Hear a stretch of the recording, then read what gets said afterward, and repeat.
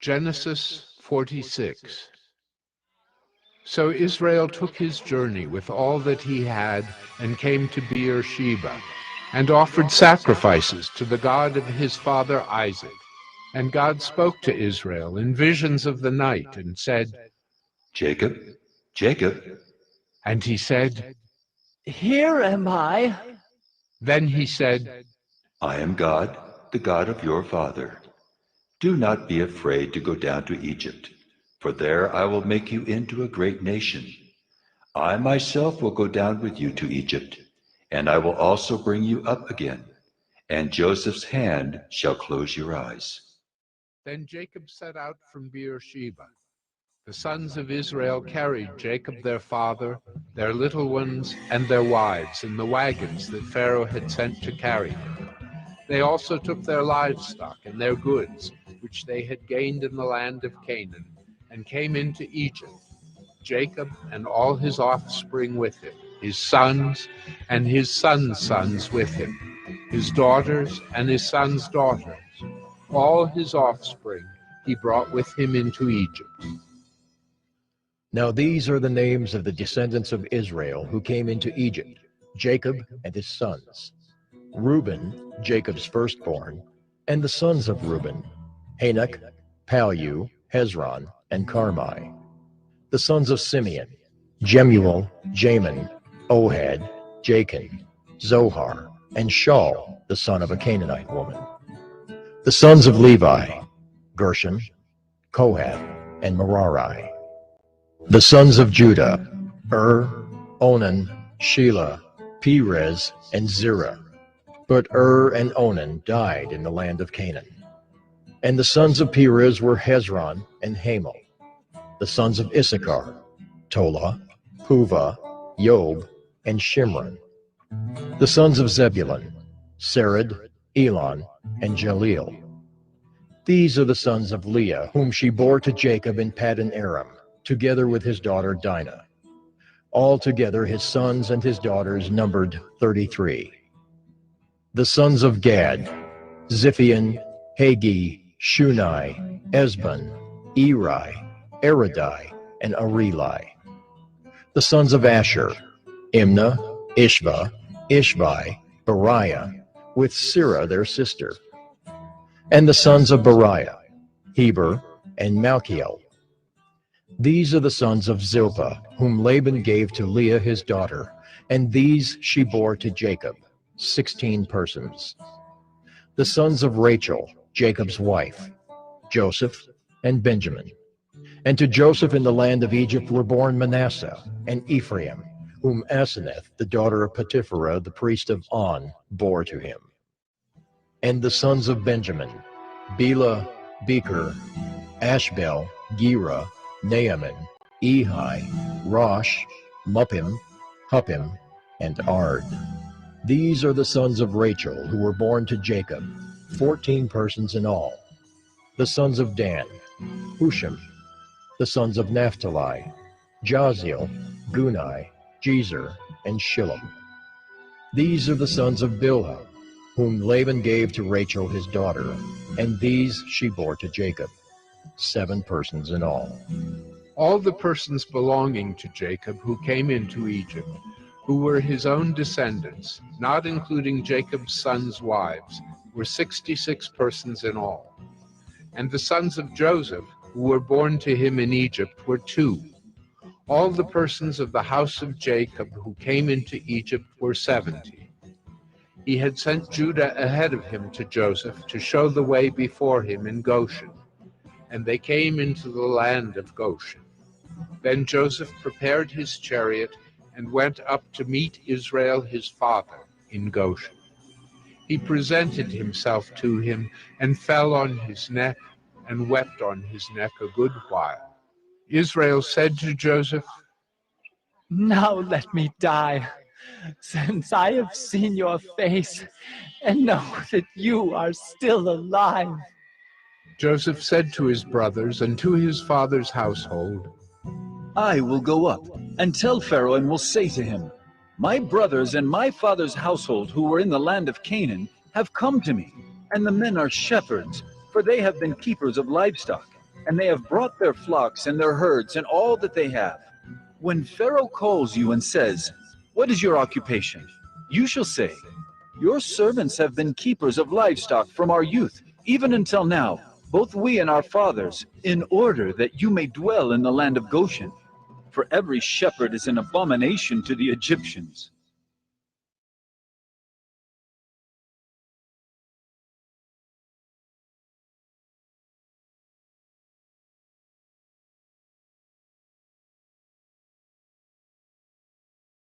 Genesis 47. So Joseph went in and told Pharaoh, "My father and my brothers, with their flocks and herds, and all that they possess, have come from the land of Canaan. They are now in the land of Goshen." and from among his brothers he took 5 men and presented them to Pharaoh. Pharaoh said to his brothers, "What is your occupation?" and they said to Pharaoh, "Your servants are shepherds, as our fathers were." They said to Pharaoh, "We have come to sojourn in the land, for there is no pasture for your servants' flocks, for the famine is severe in the land of Canaan." And now, please let your servants dwell in the land of Goshen. Then Pharaoh said to Joseph, "Your father and your brothers have come to you. The land of Egypt is before you. Settle your father and your brothers in the best of the land. Let them settle in the land of Goshen, and if you know any able men among them, put them in charge of my livestock." Then Joseph brought in Jacob his father and stood him before Pharaoh. And Jacob blessed Pharaoh. And Pharaoh said to Jacob, "How many are the days of the years of your life?" And Jacob said to Pharaoh, The days of the years of my sojourning are 130 years. Few and evil have been the days of the years of my life, and they have not attained to the days of the years of the life of my fathers, in the days of their sojourning. And Jacob blessed Pharaoh and went out from the presence of Pharaoh. Then Joseph settled his father and his brothers and gave them a possession in the land of Egypt, in the best of the land, in the land of Ramesses, as Pharaoh had commanded. And Joseph provided his father, his brothers, and all his father's household with food according to the number of their dependents. Now there was no food in all the land, for the famine was very severe, so that the land of Egypt and the land of Canaan languished by reason of the famine. And Joseph gathered up all the money that was found in the land of Egypt and in the land of Canaan in exchange for the grain that they bought. And Joseph brought the money into Pharaoh's house. And when the money was all spent in the land of Egypt and in the land of Canaan, all the Egyptians came to Joseph and said, "Give us food. Why should we die before your eyes? For our money is gone." And Joseph answered, "Give your livestock, and I will give you food in exchange for your livestock. If your money is gone." So they brought their livestock to Joseph, and Joseph gave them food in exchange for the horses, the flocks, the herds, and the donkeys. He supplied them with food in exchange for all their livestock that year. And when that year was ended, they came to him the following year and said to him, We will not hide from my lord that our money is all spent. The herds of livestock are my lord's. There is nothing left in the sight of my lord but our bodies and our land. Why should we die before your eyes, both we and our land? Buy us and our land for food, and we with our land will be servants to Pharaoh, and give us seed that we may live and not die, and that the land may not be desolate. So Joseph bought all the land of Egypt for Pharaoh, for all the Egyptians sold their fields because the famine was severe on them. The land became Pharaoh's.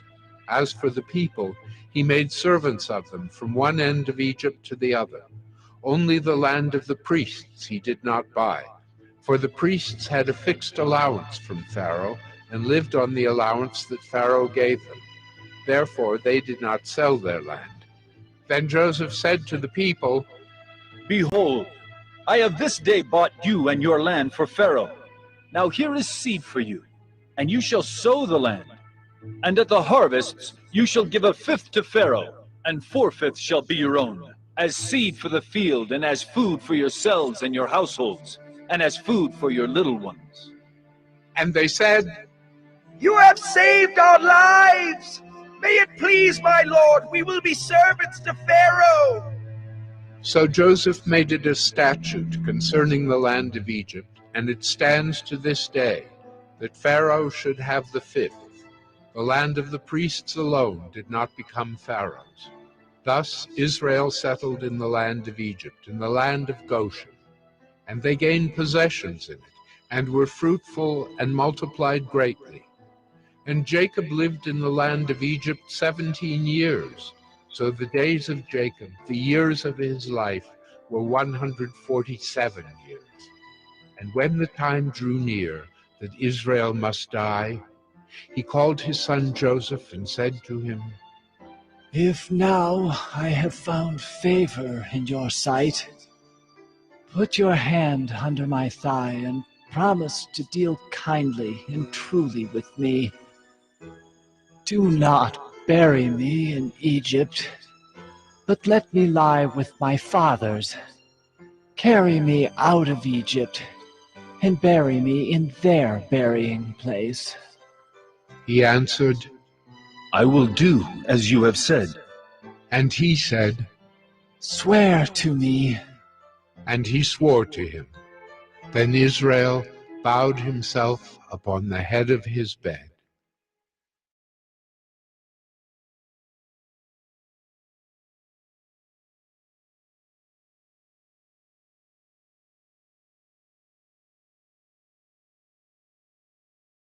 Genesis 48.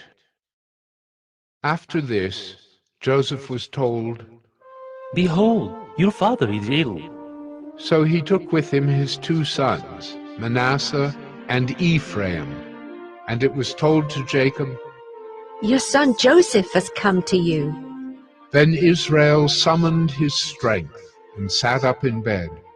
And Jacob said to Joseph, God Almighty appeared to me at Luz in the land of Canaan, and blessed me, and said to me, Behold, I will make you fruitful and multiply you, and I will make of you a company of peoples, and will give this land to your offspring after you, for an everlasting possession. And now your 2 sons, who were born to you in the land of Egypt before I came to you in Egypt, are mine. Ephraim and Manasseh shall be mine, as Reuben and Simeon are. And the children that you fathered after them shall be yours. They shall be called by the name of their brothers in their inheritance. As for me, when I came from Paddan, to my sorrow, Rachel died in the land of Canaan on the way, when there was still some distance to go to Ephrath, and I buried her there on the way to Ephrath. that is Bethlehem. When Israel saw Joseph's sons, he said, Who are these? Joseph said to his father, They are my sons, whom God has given me here. And he said, Bring them to me, please, that I may bless them. Now the eyes of Israel were dim with age, so that he could not see.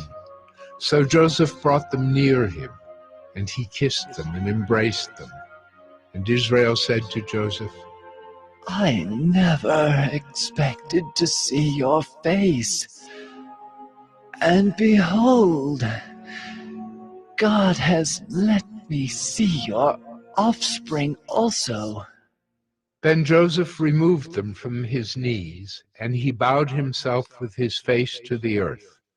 And Joseph took them both, Ephraim in his right hand toward Israel's left hand, and Manasseh in his left hand toward Israel's right hand, and brought them near him. And Israel stretched out his right hand and laid it on the head of Ephraim, who was the younger, and his left hand on the head of Manasseh, crossing his hands, for Manasseh was the firstborn.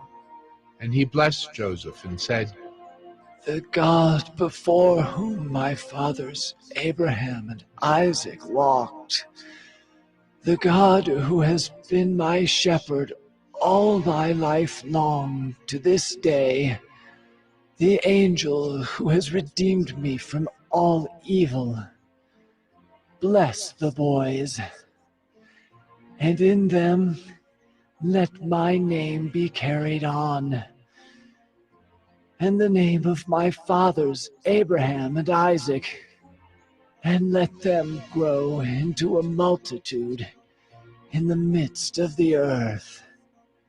When Joseph saw that his father laid his right hand on the head of Ephraim, it displeased him, and he took his father's hand to move it from Ephraim's head to Manasseh's head. And Joseph said to his father, Not this way, my father, since this one is the firstborn. Put your right hand on his head.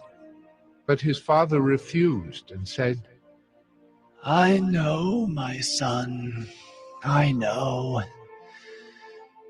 He also shall become a people, and he also shall be great.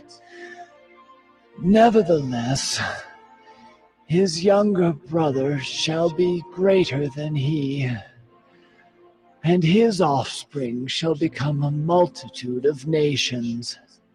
So he blessed them that day, saying, By you, Israel, will pronounce blessings, saying, God, make you as Ephraim and as Manasseh. Thus he put Ephraim before Manasseh. Then Israel said to Joseph, Behold, I am about to die, but God will be with you, and will bring you again to the land of your fathers.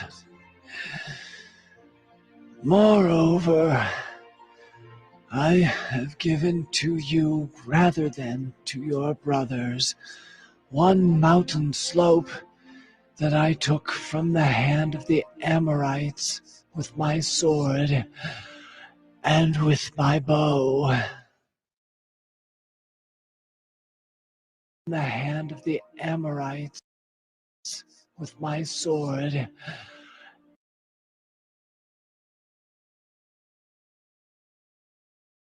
Genesis 49. Then Jacob called his sons and said, Gather yourselves together, that I may tell you what shall happen to you in days to come. Assemble and listen, O sons of Jacob. Listen to Israel, your father. Reuben, you are my firstborn, my might, and the firstfruits of my strength, preeminent in dignity and preeminent in power, unstable as water. You shall not have preeminence, because you went up to your father's bed. Then you defiled it.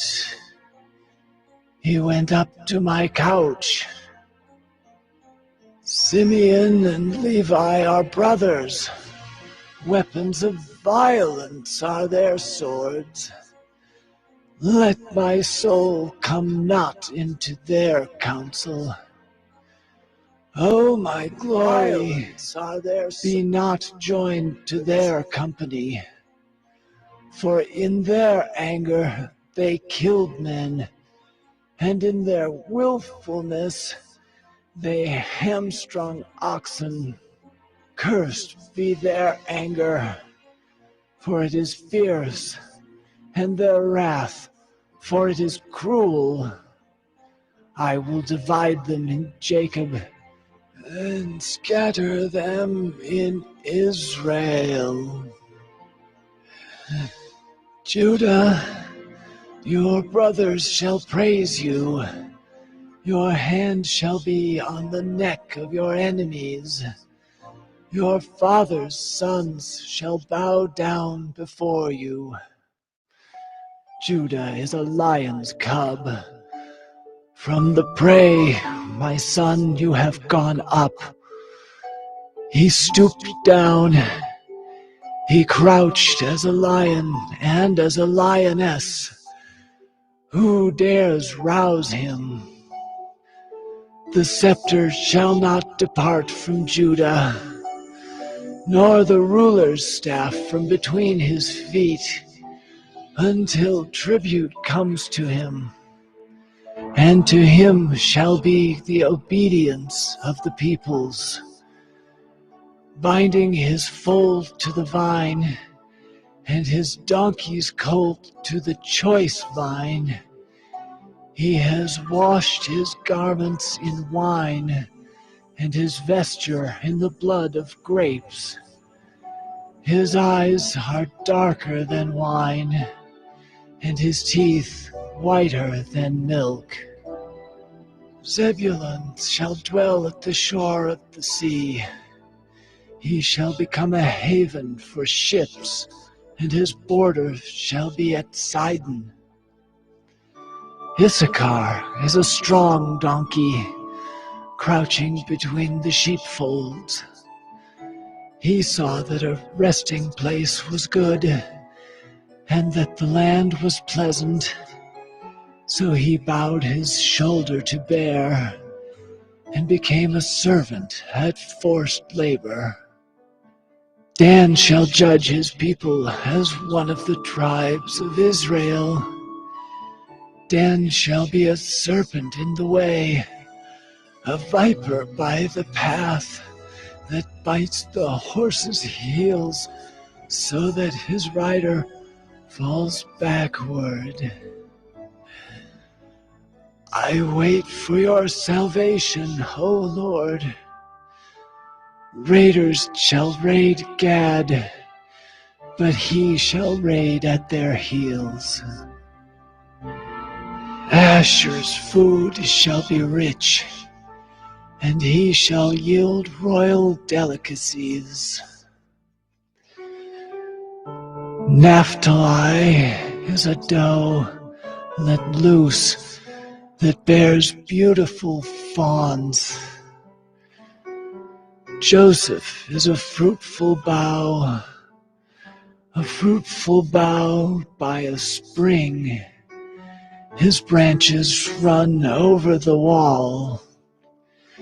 The archers bitterly attacked him, shot at him, and harassed him severely. Yet his bow remained unmoved.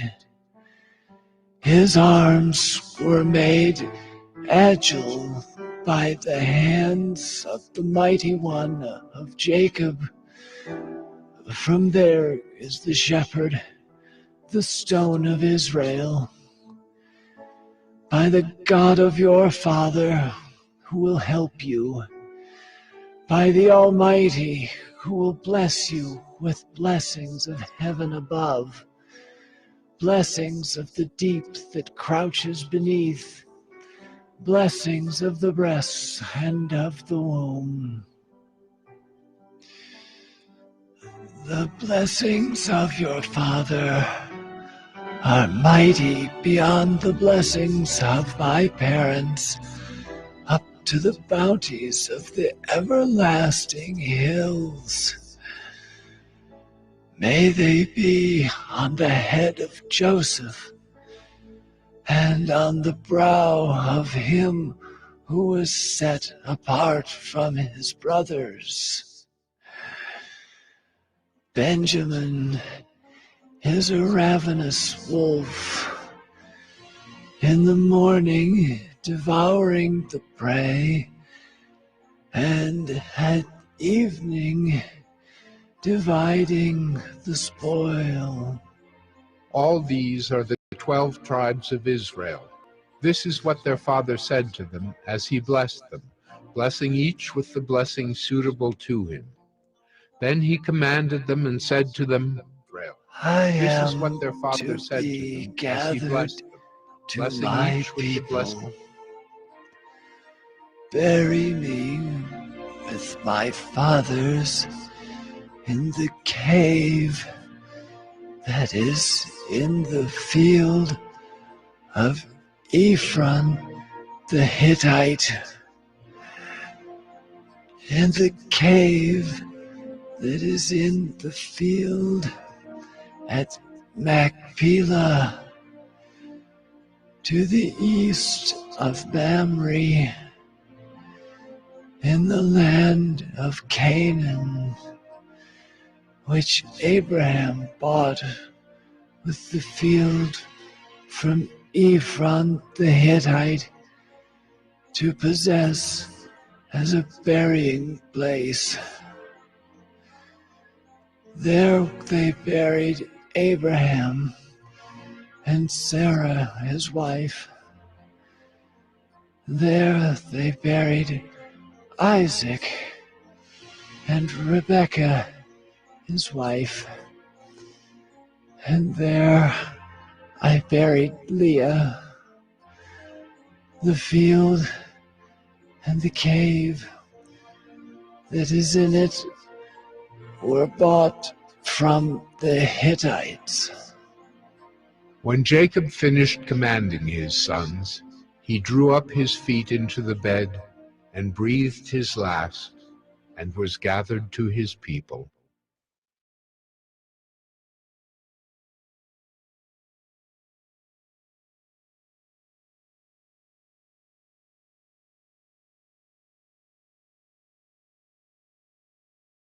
Genesis 50. Then Joseph fell on his father's face and wept over him and kissed him. And Joseph commanded his servants the physicians to embalm his father. So the physicians embalmed Israel. 40 days were required for it, for that is how many are required for embalming. And the Egyptians wept for him 70 days.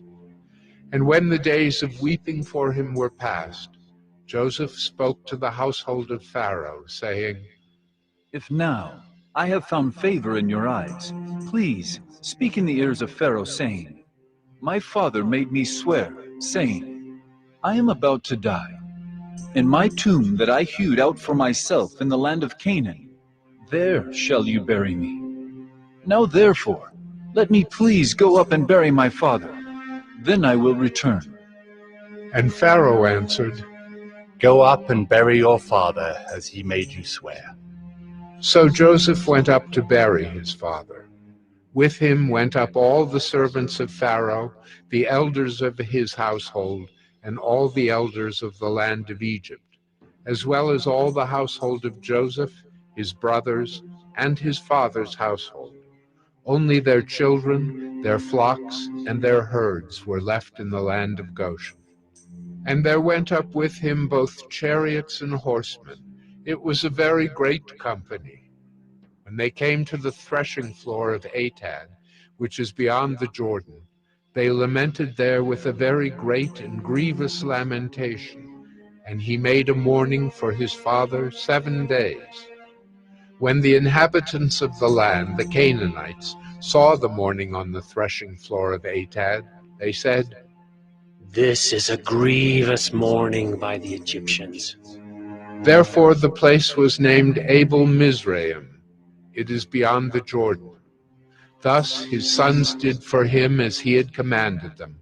For his sons carried him to the land of Canaan and buried him in the cave of the field at Machpelah, to the east of Mamre, which Abraham bought with the field from Ephron the Hittite to possess as a burying place.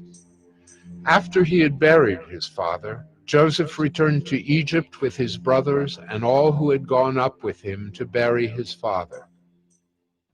When Joseph's brothers saw that their father was dead, they said, "It may be that Joseph will hate us and pay us back for all the evil that we did to him."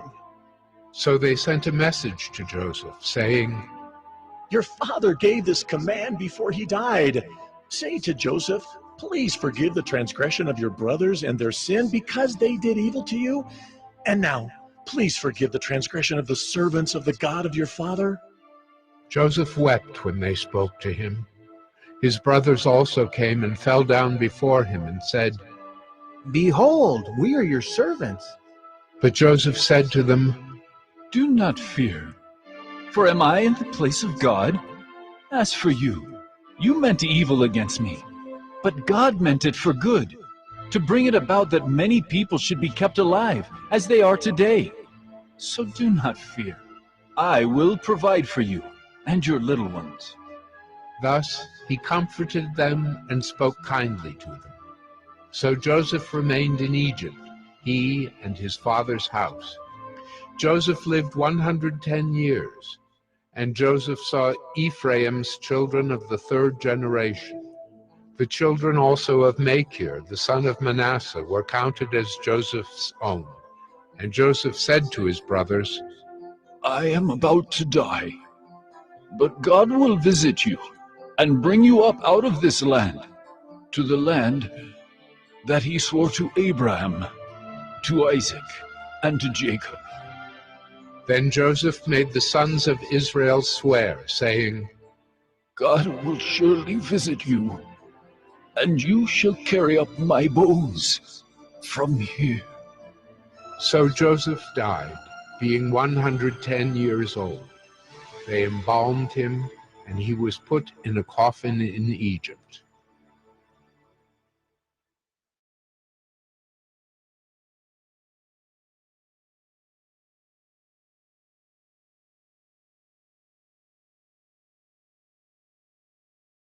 The book of Exodus. It's the second book of the Bible, and it picks up the storyline from the previous book, Genesis, which ended with Abraham's grandson, Jacob, leading his large family of 70 people down to Egypt. Now, Jacob's 11th son, Joseph, had been elevated to second in command over Egypt, and he had saved his whole family in a famine. And so Pharaoh, the king of Egypt, offered the family to come live there as a safe haven. And so eventually Jacob dies there in Egypt, and Joseph and all his brothers do too.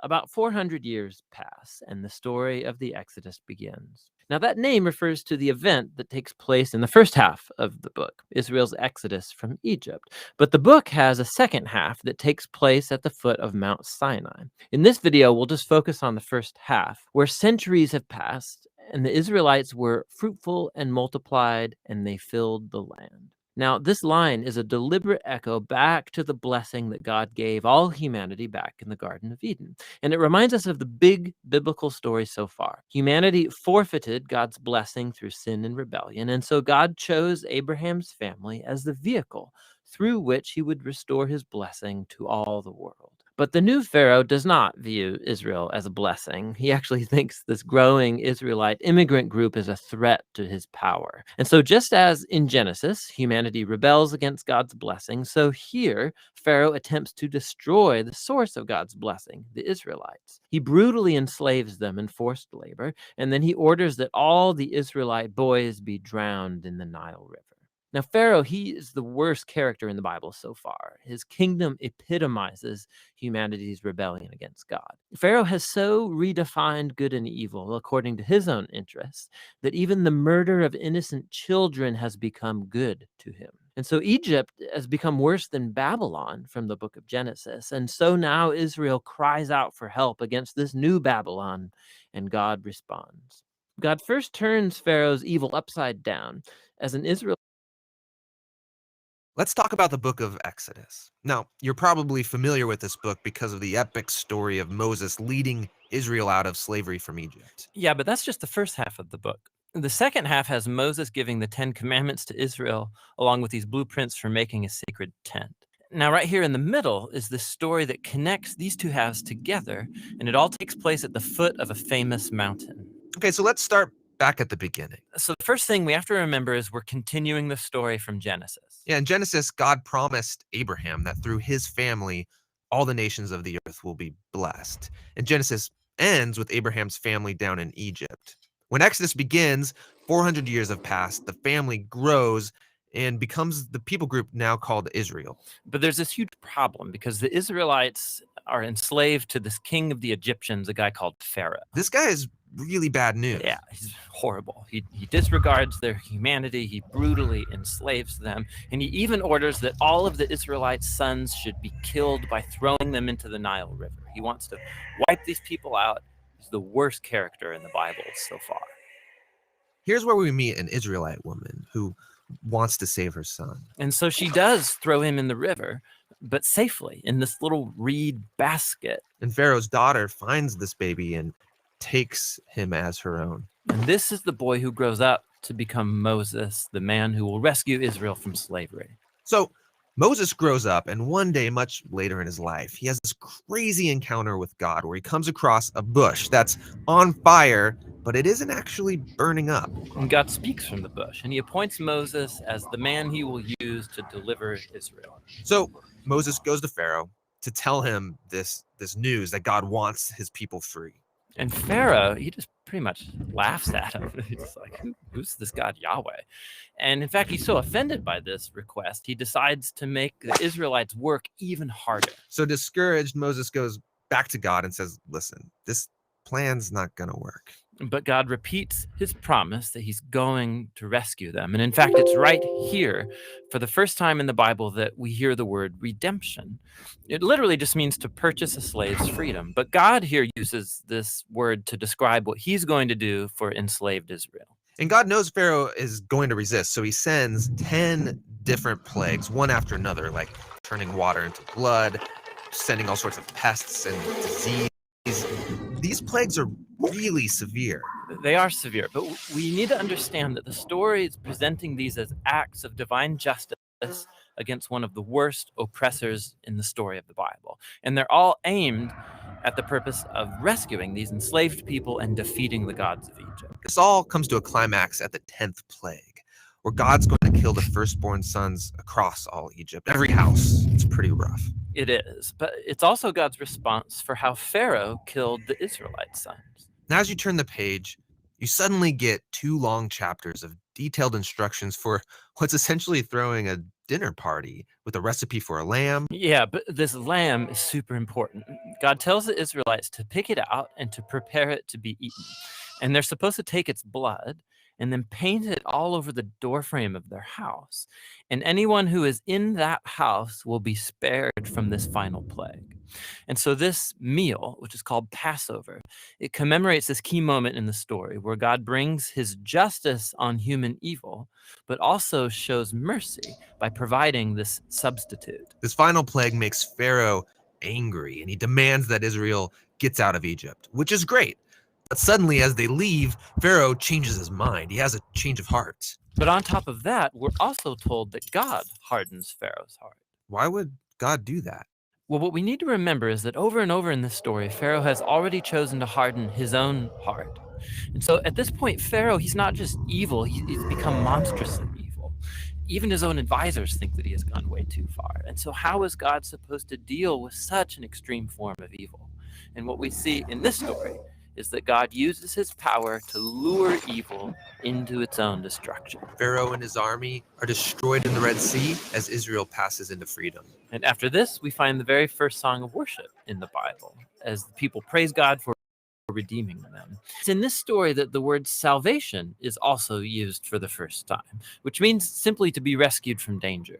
Now that they're saved, you would think that everything should be great, but the story quickly turns. The Israelites start wandering in the desert. They're tired, hungry, lost. And you start to wonder, what's God doing? What were they saved for? And we learn the answer to that question in the very next story, which ties the two parts of this whole book together. Hi, this is Tim. And this is John. We think one of the best ways to understand the Bible is to look at the design and message of each individual book and how it fits into the overall storyline of the whole Bible. We also make videos that take one theme and trace it through the entire storyline of the Bible from beginning to end. Hey, we want you to meet some of the artists who are working on these videos. We're a nonprofit and we'd love your help.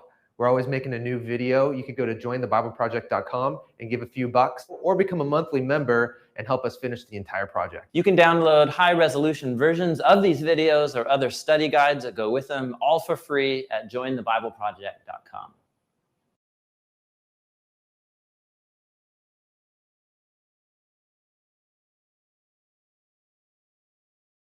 Exodus 1. These are the names of the sons of Israel who came to Egypt with Jacob, each with his household: Reuben, Simeon, Levi and Judah, Issachar, Zebulun and Benjamin, Dan and Naphtali, Gad and Asher. All the descendants of Jacob were 70 persons. Joseph was already in Egypt. Then Joseph died, and all his brothers and all that generation. But the people of Israel were fruitful and increased greatly. They multiplied and grew exceedingly strong, so that the land was filled with them. Now there arose a new king over Egypt who did not know Joseph. And he said to his people, "Behold, the people of Israel are too many and too mighty for us. Come, let us deal shrewdly with them, lest they multiply. And if war breaks out, they join our enemies and fight against us and escape from the land." Therefore they set taskmasters over them to afflict them with heavy burdens. They built for Pharaoh store cities, Pithom and Raamses. But the more they were oppressed, the more they multiplied, and the more they spread abroad. And the Egyptians were in dread of the people of Israel. So they ruthlessly made the people of Israel work as slaves, and made their lives bitter with hard service, in mortar and brick, and in all kinds of work in the field. In all their work they ruthlessly made them work as slaves. Then the king of Egypt said to the Hebrew midwives, one of whom was named Shiphrah and the other Puah, "When you serve as midwife to the Hebrew women and see them on the birth stool, if it is a son, you shall kill him. But if it is a daughter, she shall live." But the midwives feared God, and did not do as the king of Egypt commanded them, but let the male children live. So the king of Egypt called the midwives and said to them, "Why have you done this, and let the male children live?" The midwives said to Pharaoh, "Because the Hebrew women are not like the Egyptian women, for they are vigorous and give birth before the midwife comes to them." So God dealt well with the midwives, and the people multiplied and grew very strong. And because the midwives feared God, he gave them families. Then Pharaoh commanded all his people, "Every son that is born to the Hebrews you shall cast into the Nile, but you shall let every daughter live."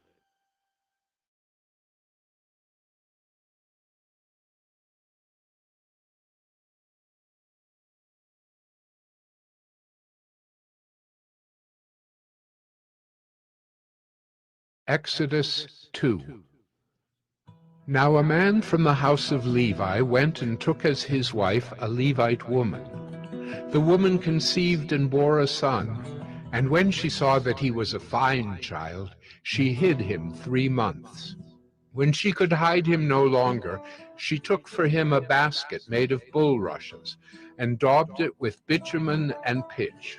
She put the child in it, and placed it among the reeds by the riverbank. And his sister stood at a distance to know what would be done to him. Now the daughter of Pharaoh came down to bathe at the river, while her young women walked beside the river. She saw the basket among the reeds, and sent her servant woman, and she took it.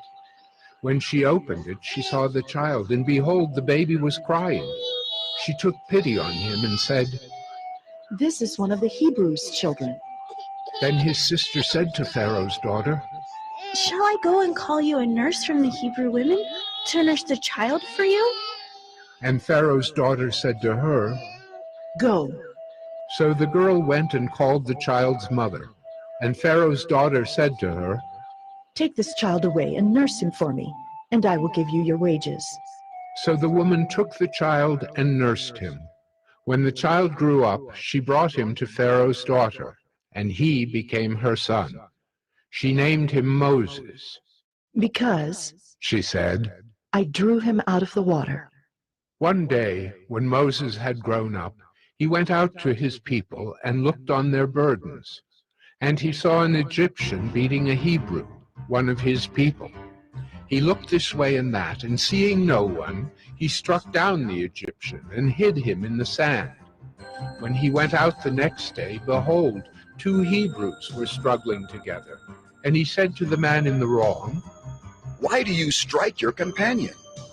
He answered, Who made you a prince and a judge over us? Do you mean to kill me as you killed the Egyptian? Then Moses was afraid and thought, Surely the thing is known. When Pharaoh heard of it, he sought to kill Moses. But Moses fled from Pharaoh and stayed in the land of Midian. And he sat down by a well. Now the priest of Midian had 7 daughters, and they came and drew water and filled the troughs to water their father's flock. The shepherds came and drove them away, but Moses stood up and saved them and watered their flock. When they came home to their father Reuel, he said, How is it that you have come home so soon today? They said, An Egyptian delivered us out of the hand of the shepherds, and even drew water for us, and watered the flock. He said to his daughters, Then where is he? Why have you left the man? Call him, that he may eat bread. And Moses was content to dwell with the man, and he gave Moses his daughter Zipporah. She gave birth to a son, and he called his name Gershom, for he said, I have been a sojourner in a foreign land. During those many days, the king of Egypt died, and the people of Israel groaned because of their slavery and cried out for help.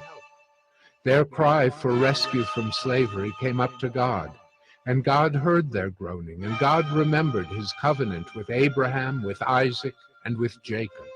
God saw the people of Israel, and God knew.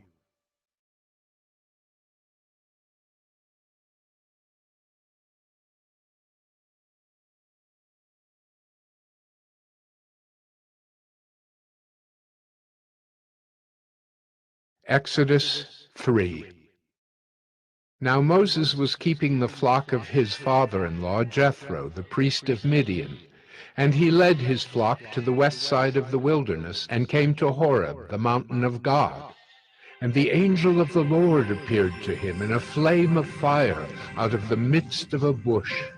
He looked, and behold, the bush was burning, yet it was not consumed. And Moses said, I will turn aside to see this great sight, why the bush is not burned. When the Lord saw that he turned aside to see, God called to him out of the bush, Moses, Moses. And he said, Here I am.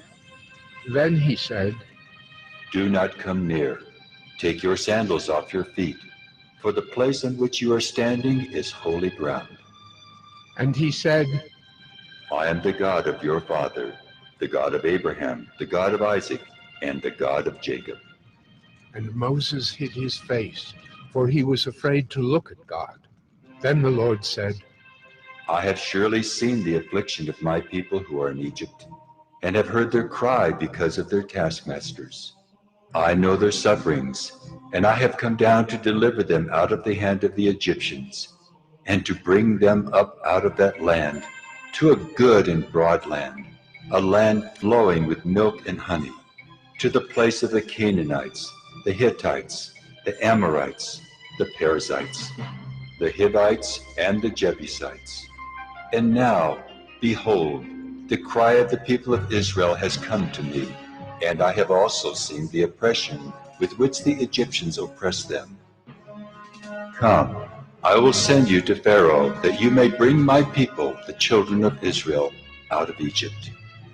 But Moses said to God, Who am I that I should go to Pharaoh and bring the children of Israel out of Egypt? He said, But I will be with you, and this shall be the sign for you that I have sent you. When you have brought the people out of Egypt, you shall serve God on this mountain. Then Moses said to God, If I come to the people of Israel and say to them, The God of your fathers has sent me to you, and they ask me, What is his name?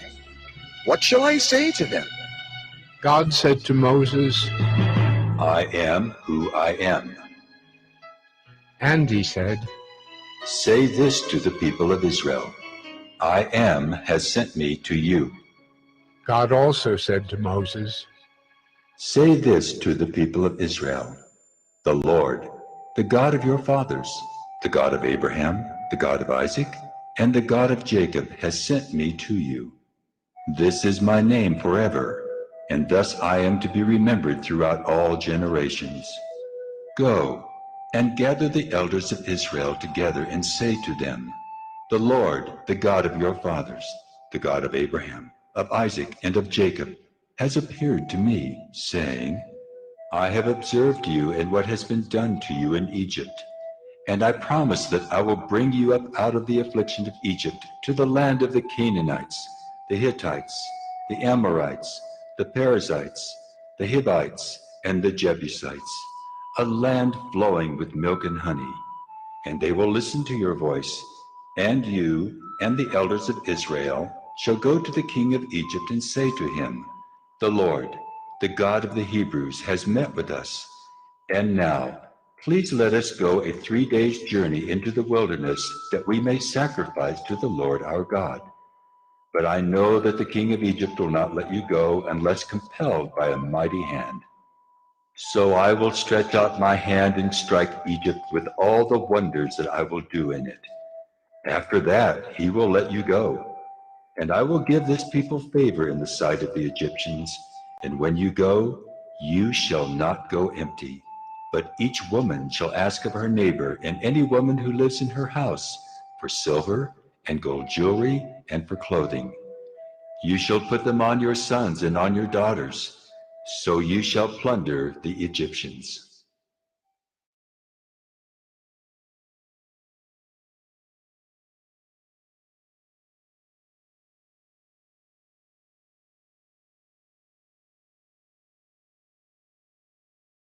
Exodus 4.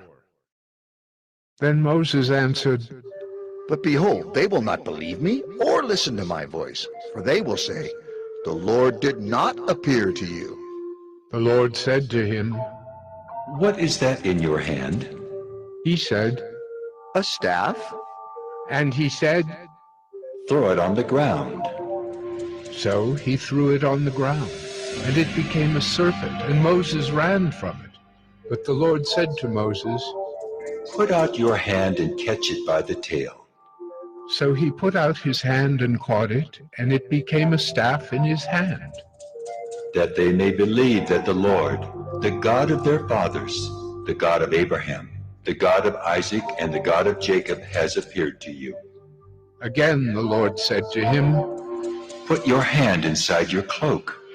And he put his hand inside his cloak, and when he took it out, behold, his hand was leprous like snow. Then God said, Put your hand back inside your cloak.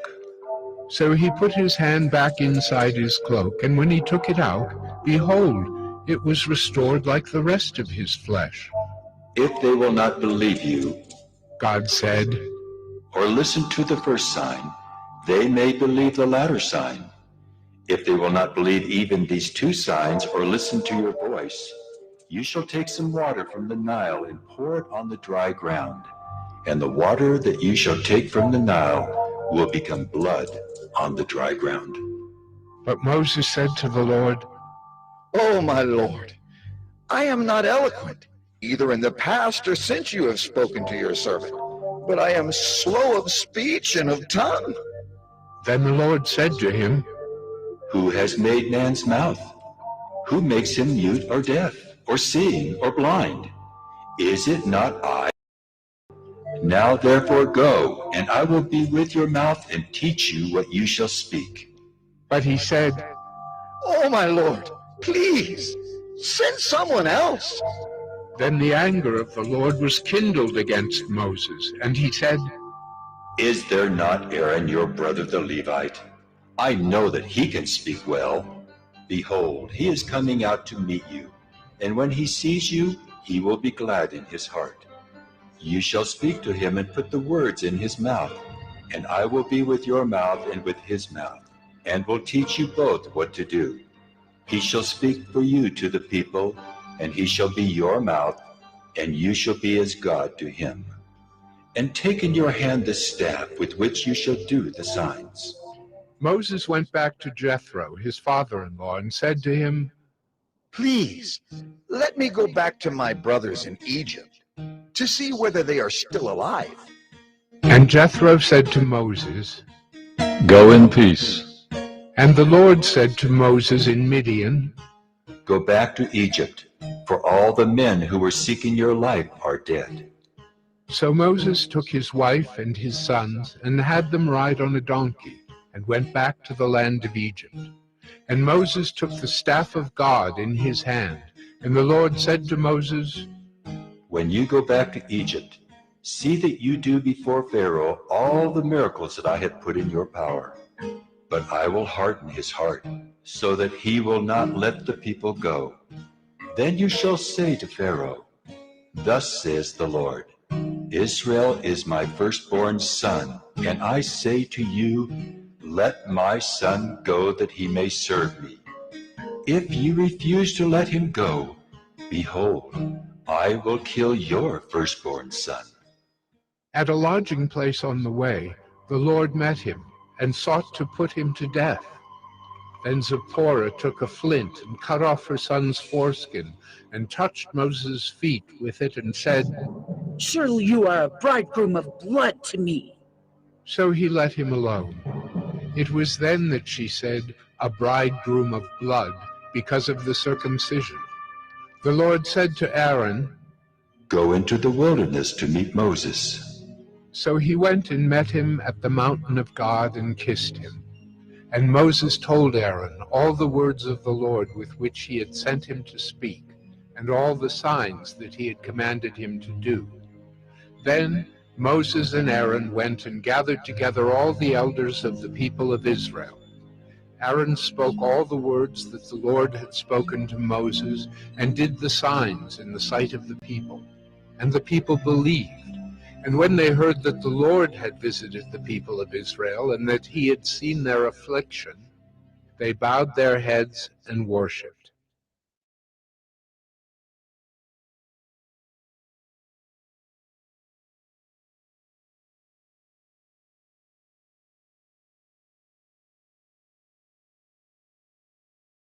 Exodus 5.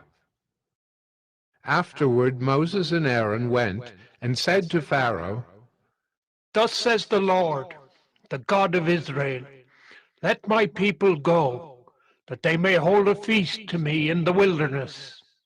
But Pharaoh said, Who is the Lord that I should obey his voice and let Israel go? I do not know the Lord, and moreover, I will not let Israel go. Then they said, The God of the Hebrews has met with us.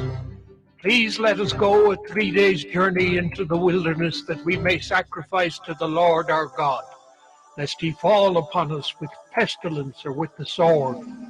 But the king of Egypt said to them, Moses and Aaron, why do you take the people away from their work? Get back to your burdens. And Pharaoh said, Behold, the people of the land are now many, and you make them rest from their burdens? The same day Pharaoh commanded the taskmasters of the people and their foremen, You shall no longer give the people straw to make bricks, as in the past. Let them go and gather straw for themselves. But the number of bricks that they made in the past, you shall impose on them. You shall by no means reduce it, for they are idle. Therefore they cry, let us go and offer sacrifice to our God. Let heavier work be laid on the men, that they may labor at it and pay no regard to lying words. So the taskmasters and the foremen of the people went out and said to the people, Thus says Pharaoh, I will not give you straw. Go and get your straw yourselves wherever you can find it, but your work will not be reduced in the least. So the people were scattered throughout all the land of Egypt to gather stubble for straw. The taskmasters were urgent, saying, Complete your work, your daily task each day, as when there was straw. And the foremen of the people of Israel, whom Pharaoh's taskmasters had set over them, were beaten and were asked, Why have you not done all your task of making bricks today and yesterday, as in the past? Then the foreman of the people of Israel came and cried to Pharaoh, Why do you treat your servants like this? No straw is given to your servants, yet they say to us, Make bricks! And behold, your servants are beaten, but the fault is in your own people. But he said, You are idle, you are idle. That is why you say, let us go and sacrifice to the Lord. Go now and work. No straw will be given you, but you must still deliver the same number of bricks. The foreman of the people of Israel saw that they were in trouble when they said, You shall by no means reduce your number of bricks, your daily task each day. They met Moses and Aaron, who were waiting for them as they came out from Pharaoh. And they said to them, The Lord look on you and judge, because you have made a stink in the sight of Pharaoh and his servants, and have put a sword in their hand to kill us. Then Moses turned to the Lord and said, O Lord, why have you done evil to this people? Why did you ever send me? For since I came to Pharaoh to speak in your name, he has done evil to this people, and you have not delivered your people at all.